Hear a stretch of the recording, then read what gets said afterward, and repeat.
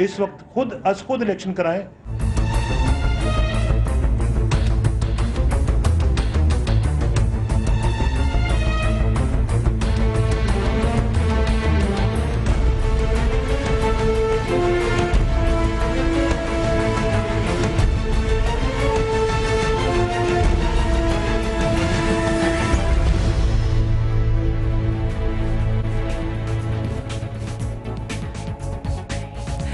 नाज़रीन, मैं हूं फरिया इद्रीस। जनरल परवेज कियानी ने अपना जवाब अदालत में जमा करवा दिया। उनका मौक़िफ़ ये है कि वो अपने मौक़िफ़ पर बदस्तूर कायम है।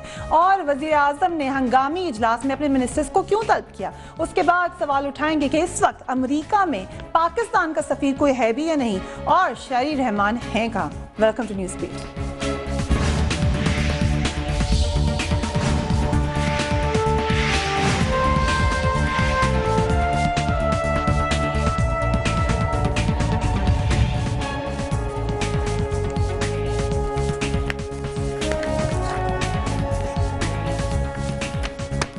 मुसलसल सियासी अदम इस्तेहकाम, सियासतदानों की बदउनवानी, बढ़ती हुई गुर्बत, मुआशी बदहाली और मुल्क में सैलाब से आने वाली बदहाली ने आखिरकार फौज को मजबूर कर दिया कि वो फैसला करे और मुल्क को तबाही से बचाने के लिए मैदान में आए। इस पर आर्मी चीफ ने फैसला किया और जनवरी 2007 में मुल्क में टेक्नोक्रेट्स की हुकूमत कायम कर दी गई, जिसने 2 साल के अंदर मुल्क में इस्तेहकाम पैदा किया, बदउनवानी का खात्मा किया, मुल्क की मईशत के अहम फैसले किए। 2 साल बाद नाज़रीन इंतखाबात करवा कर हुकूमत अवामी लीग के हवाले कर दी गई। ये कोई फर्जी दास्तान नहीं है, बल्कि ये कहानी है बांग्लादेश, हमारे पड़ोसी की, जिसकी मईशत आज तेजी से तरक्की कर रही है, जहाँ की करेंसी टका आज पाकिस्तान के रुपए से बहुत आगे जा चुका है। और पाकिस्तानी सरमायाकार भी अभी अपनी सनतें तेजी से बांग्लादेश मुंतकिल कर रहे हैं। पाकिस्तान में इस वक्त बेइंतहा करप्शन के बाइस रेलवे, स्टील मिल और दीगर इदारे तबाह हो चुके हैं। सैलाब की तबाही, बिजली और गैस के बहरान ने न सिर्फ अवाम बल्कि सनतों को भी बर्बाद कर दिया है। अवाम गुर्बत और महंगाई के हाथों तंग आ चुके हैं, ये कोई नहीं। इसीलिए शायद इस वक्त पाकिस्तान में भी बांग्लादेश की तरह टेक्नोक्रेट्स हुकूमत की बनाने की न सिर्फ बातें की जा रही हैं, बल्कि ख्वाब भी देखे जा रहे हैं। मगर हमारे सदर मुमलिकत कुछ और ही कह रहे हैं। वो कहते हैं कि वो भागने वालों में से नहीं, इंतखाबात मुकर्ररा वक्त पर होंगे, हुकूमत को घर भेजने वाले इंतजार करें। जबकि मुस्लिम लीग नून के सरबराह मियां नवाज शरीफ ने मुल्क में नए इंतखाबात का मुतालबा कर दिया और कहा कि अगर नए इलेक्शन ना हुए तो मुल्क में हालात मजीद खराब हो सकते हैं। देख लीजिए मियां नवाज शरीफ ने क्या कहा। मेरा ख्याल है कि डेमोक्रेसी को बचाने के लिए ना सिर्फ हम बल्कि वो भी थोड़ा सा अपना किरदार अदा करें, और अगर पाकिस्तान की मौजूदा सूरत हाल को देख कर, जाँच कर, भांप कर अगर वो इस वक्त खुद इलेक्शन कराएं, तो मैं समझता हूँ कि ये बहुत जो है वो एक अच्छा इक़दाम होगा। मगर कुछ हल्के मुल्क में इंतखाबात के बजाय एक और ही ख्वाब देखते नजर आ रहे हैं। ये ख्वाब क्या है, जरा आप भी सुन लीजिए। ख्वाब ये है कि जनवरी के पहले हफ्ते में पाकिस्तान की एक अहम शख्सियत अचानक तबीयत खराब होने पर बैरून मुल्क रवाना कर दी जाएगी। फरवरी के तीसरे हफ्ते में यह अहम शख्सियत अपने ओहदे से इस्तीफा दे देगी और उनकी जगह उन्हीं की पार्टी और सूबे से ताल्लुक रखने वाली एक और शख्सियत हल्फ उठा लेगी। चंद दिन पहले पार्लियामेंट के मुश्तरका इजलास में वजीर आजम सरबराह मुमलिकत से असेंबली तहलील करने की दरख्वास्त करेंगे। कुछ देर बाद सूबाई असेंबलियां भी तहलील कर दी जाएंगी। इसी रोज टेक्नोक्रेट्स पर मुश्तमिल हुकूमत हल्फ उठा लेगी। अगले रोज अदलिया 90 दिन के अंदर इंतखाबात की शर्त को खत्म कर देगी और टेक्नोक्रेट्स की हुकूमत 2 साल तक काम करती रहेगी। मगर क्या ये ख्वाब पूरा होगा या इसके बजाय हमें कहीं 1958 वाली सूरत हाल का सामना न करना पड़ जाए? पाकिस्तान के आर्मी चीफ जनरल कियानी की जानिब से आज सुप्रीम कोर्ट में हल्फी जवाब दाखिल करा दिया गया है और इस हल्फी बयान में उन्होंने पुराने मौक़िफ़ की तरह और मेमो को एक हकीकत करार दे दिया है। जबकि सारी सूरत हाल पर वज़ीर आज़म ने आज रात पीपल्स पार्टी की कोर कमेटी का इजलास भी तलब कर लिया है।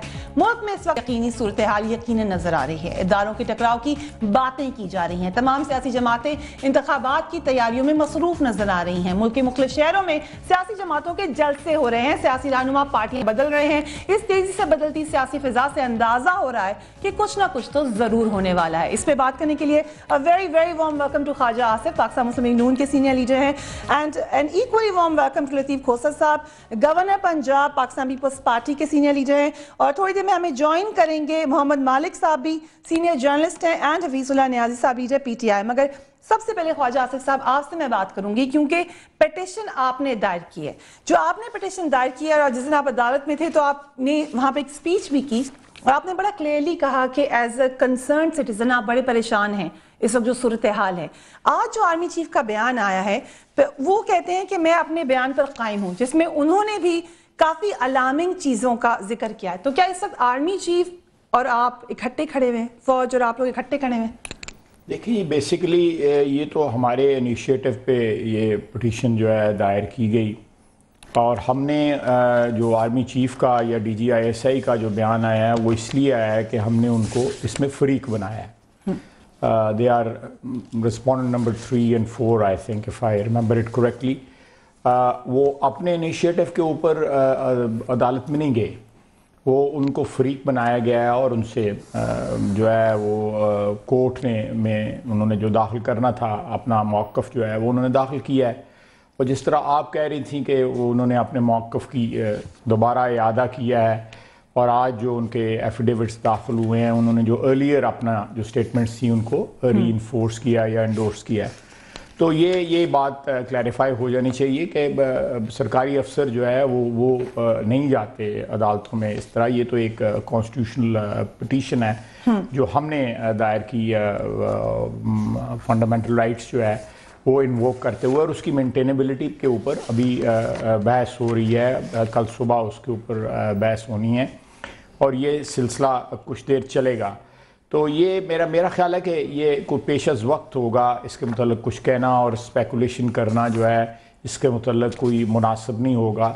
یہ دونوں مسائل جو ہیں پارلیمنٹ کے فورم کے اوپر بھی اور عدالتی فورم کے اوپر بھی جو ہے وہ پروب کیے جا رہے ہیں, اور دونوں پہ جو پروگرس جو ہے وہ الحمدللہ ٹھیک ہو رہی ہے.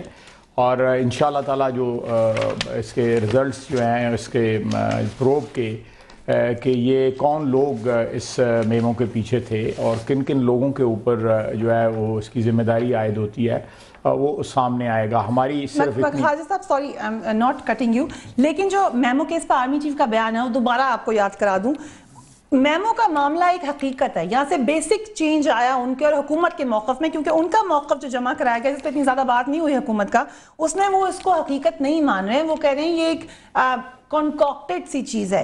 میمو بھیج کر فوج و قومی سلامتی کے خلاف سازش کی گئی. میمو کا معاملہ بہت اہم ہے اور جتنا سچ جان لیں اہم ہوگا. میمو کے خیال و اجرا سمیت تمام حالات کا جائزہ لیا جانا چاہیے, اور بہت سے اہم پوائنٹس ہیں خاص کر سے حسین حقانی صاحب کے حوالے سے بھی کہ ان کے درمیان ٹیکسٹس کا اور بلیک بیری میسیجز کا وہ آن اوتھ کہہ رہے ہیں کہ ایکسچینج ہوئے ہیں. تو اب آپ کو کیسا فیل ہو رہا ہے؟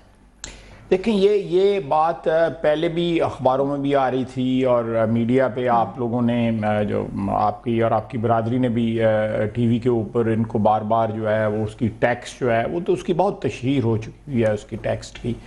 تو یہ اور اب D G I S I کا بھی بیان آ چکا ہے کہ وہ ان کو ملے اور ان سے 4 گھنٹے ملاقات کی, اور ان سے انہوں نے فورنزک ایویڈنس جو ہے وہ کلیکٹ کی, اور جو ایس ایم ایس یا ای میلز یا بی بی ایمز جو تھے ان کا جو ٹیکسٹ جو ہے یا ان کا جو کانٹینٹس ہے جو سبسٹنس جو ہے وہ انہوں نے ان سے لیا منصور اجاز سے. تو اس لیے یہ کہنا یا اس کی حقیقت سے انکار کرنا میرا خیال ہے غیر مناسب بات ہے. یہ ایک حقیقت ہے, امریکنز بھی جو ہے وہ اس کو تسلیم کر چکے ہیں, ہمارے جو فوجی لیڈرشپ جو ہے وہ بھی تسلیم کر رہی ہے. ہم بھی کہہ رہے ہیں کہ اگر یہ میمو کی جو حقیقت جو سامنے آ چکی ہے اس کی اب پروب ہونی چاہیے. اب اگلا سٹیپ جو ہے وہ اس کی پروب ہے کہ اس کو انویسٹیگیٹ کیا جائے, اس کی تفتیش کی جائے کہ کس نے یہ انیشیٹ کیا. لیکن جو میں بات بار بار کری ہوں, میں کھوسر صاحب کو بھی شامل کرنا چاہتی ہوں گفتگو میں, لیکن یہ بات کہ آپ اور آرمی چیف اکٹھے کھڑے نظر آ رہے ہیں, آپ کو لگ نہیں رہی آپ یا آرمی اکٹھے ایک موقف پہ ہیں اور حکومت دوسری طرف ہے؟ میرا خیال ہے سب کو ایک ہی پیج پہ ہونا چاہیے, سب کا ایک ہی موقف ہونا چاہیے. اگر ہمارے قومی اداروں کے متعلق کوئی ایسی بات ہوئی ہے جو قومی سلامتی کے اوپر ڈائریکٹلی ایک زد آتی ہے، تو میرا خیال ہے کہ تمام اداروں کو، پاکستان کے تمام اداروں کو، چاہے وہ پارلیمنٹ ہے، چاہے عدلیہ ہے، چاہے وہ ایگزیکٹو ہے، فوج جو ہے وہ ایگزیکٹو کے ماتحت ہے، یہ سب ایک ہی پیج پہ ہونے چاہیے. یہ قومی سلامتی کی بات ہے. مگر جب آپ نے پیٹیشن جمع کرایا تو ہمیں لگا کہ اس وقت فیڈرل گورنمنٹ کس پیج پر ہے. پہلے سن لیتے ہیں کہ ادھر سے کیا کیا جواب آتا ہے. ذرا سنتے ہیں کہ پیپلز پارٹی کے لیڈرز کیا کہتے رہے اس پیٹیشن کے بعد سے. جسٹس قیوم کو نوکری سے نکالا گیا تھا، یاد ہے آپ کو، اور کہا گیا تھا کہ یہ شخص عدل کی کرسی پہ بیٹھنے کے لائق نہیں ہے. آج 2 ہفتے قبل آپ کہتے ہیں کہ اس سے اچھا آدمی نہیں ہے. تو یا تو آپ اس وقت غلط تھے یا آپ غلط ہیں. شریعت اور اسلام میں غلطی کی گنجائش نہیں ہے. پھر آپ جج کی کرسی پہ بیٹھنے کے اہل نہیں، آپ تک چلے جائیں. آپ یہاں وہ وہاں اس لیے گئے ہیں کہ وہ واقعی میں شریف عدالتیں بن گئی ہیں. یہ اب سپریم کورٹ نہیں رہا ہے بلکہ یہ شریف صاحب کی عدالت بن گئی ہے. شریف صاحب جو بھی چیز دیں گے اس کو منوعاً قبول کیا جائے گا، سر آنکھوں پر رکھا جائے گا، اور جو ان کی مرضی کا فیصلہ ہوگا اسی حساب سے وہ سنا دیا جائے گا. یہ تاریخ رہی ہے کہ پاکستان پیپلز پارٹی کو کبھی انصاف نہیں مل سکا.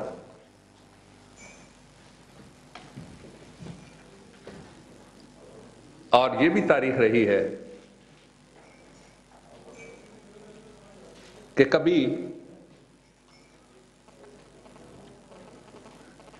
پنجاب کے حاکموں کو ریلیف سے انکار نہیں ہوا.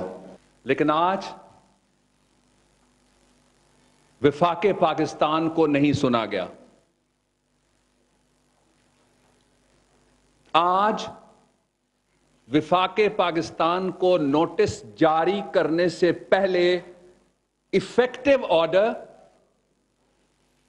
جو مانگا جا رہا تھا 8 کانسٹیٹیوشنل پٹیشنز کے اندر، وہ پاس ہوا.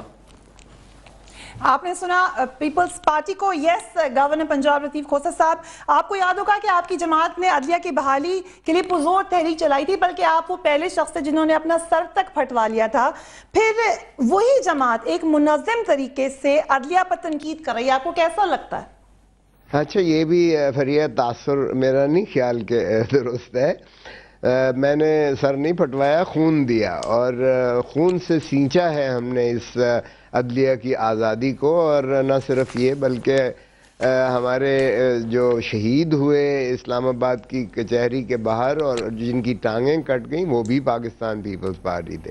اور محترمہ شہید بے نظیر بھٹو صاحبہ کے ساتھ میں تھا جس وقت انہوں نے چیف جسٹس کے گھر جانے کی کوشش کی اور ان کو وہاں بلوچستان ہاؤس کے باہر روک دیا گیا، اور انہوں نے گاڑی کے اوپر ہی جو ہے سے خطاب کرتے ہوئے کہا کہ ہم یہاں ایک دن انشاءاللہ جھنڈا لہرا کر رہیں گے اور ہم چیف جسٹس کو بحال کر کے رہیں گے. میں ان کے ساتھ تھا. جو اعتزاز احسن تھے وہ بھی ہمارے پیپلز پارٹی کے تھے جو ان کی وکالت کرتے رہے، اور اسی طرح شفقت عباسی اور بہت سارے دوسرے جو ہمارے زخمی بھی ہوئے. میرا اپنا بیٹا جو بار کونسل کا ممبر تھا خرم کھوسہ، وہ بھی زخمی ہوا. تو یہ کہنا کہ ہم نے جو ہے کوئی ایسی اب کوئی تبدیلی آ گئی ہے، ایسا بالکل بھی نہیں ہے. آپ نے بہت ساری، کھوسہ صاحب ڈیو رسپیکٹ، بہت ساری خطبات کا آپ نے خود بتایا. کچھ خطبات کا میں اور آپ کو بتا دیتی ہوں. صدر زرداری صاحب کے پاس افسوس کرنے آئے چیف جسٹس صاحب محترمہ بے نظیر بھٹو کے انتقال کے بعد.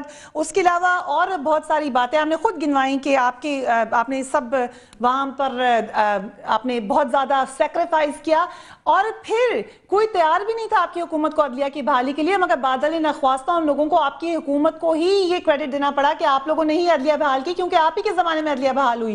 تو پھر آج آپ کو کیسا لگ رہا ہے جب آپ ہی کے لوگ اس قسم کے بیانات دے رہے ہیں کہ پیپلز پارٹی کو تو کبھی انصاف ہی نہیں مل سکتا؟